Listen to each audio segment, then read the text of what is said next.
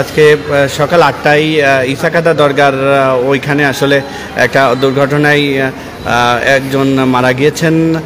আমরা সেটার বিষয়ে একটু কথা বলবো।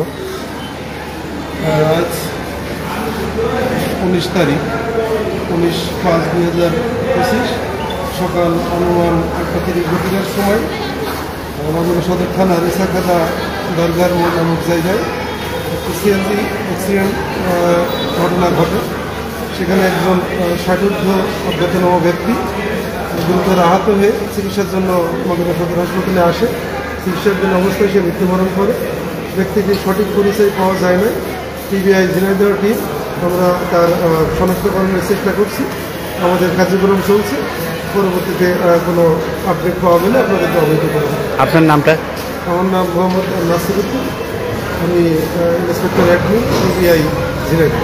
ধন্যবাদ। দর্শক, আসলে যেমনটাই শুনছিলেন যে মাগুরা 250 শয্যা বিশিষ্ট সদর হাসপাতালে যে একটা আজকে দুইটা অ্যাক্সিডেন্ট হয়েছে। কেশোডুবি মাগুরা 250 শয্যা বিশিষ্ট সদর হাসপাতালে নিয়ে আসার পরে মারা গিয়েছে। তার পরিচয় এখনও পাওয়া যায় নাই, তবে তার ঝিনাইদহ থেকে পিবিআই যে টিম আসছেন তার পরিচয় শনাক্তের জন্যে তারা কাজ করছেন। তবে আশা করা যায় কিছুক্ষণ পরেই আসলে সেটা পাওয়া যাবে। এবং গতকালকে বলতে আজকে গত রাতের 1টার দিকে আসলে আলুকদিয়া একটা ঘটনা ঘটেছে। সিগারেট খাওয়াকে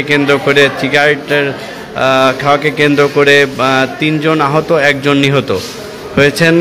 সেটারও বিস্তারিত আমরা একটু পরে জানাবো। এবং আজকে মাগুরায় যে 2টা সড়ক দুর্ঘটনা ঘটেছে আসলে সেই